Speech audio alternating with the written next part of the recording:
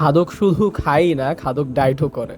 আজকে দেখাবো কিভাবে আপনি একটি sustainable fat loss diet maintain করবেন। আপনার আমার উদ্দেশ্য যেহেতু সুস্থ থাকা, সো আমাদের অবশ্যই অ্যাথলিটদের মতো মশলা ছাড়া মাছ, মশলা ছাড়া মুরগি এগুলো খেতে হবে না, বরং বাসায় যা রান্না করে তা থেকে নিজের মতো করে প্লেটটা সাজাইলেই হয়ে যায়। আর হ্যাঁ, আজকে আমি 2 বেলা খাবো, 2 বেলায় ভাত খাবো এবং এটা একটা ওয়েট লস ডায়েট, এটাতেও ওয়েট লস হবে। মনে রাখবেন যে ভাতেই বাঙালির সর্বনাশ, এ কথাটা একদম ভুল। বরং আমরা এটা বলতে পারি যে তেলেই বাঙালির সর্বনাশ, কারণ আমাদের যে পরিমাণ তেল ইউজ করা হয় আমাদের নর্মাল রান্নাগুলোতে, সেখানে আমাদের ক্যালোরি অনেক বেড়ে যায়। আর অবশ্যই ভাতের পরিমাণ অনেক ম্যাটার করে।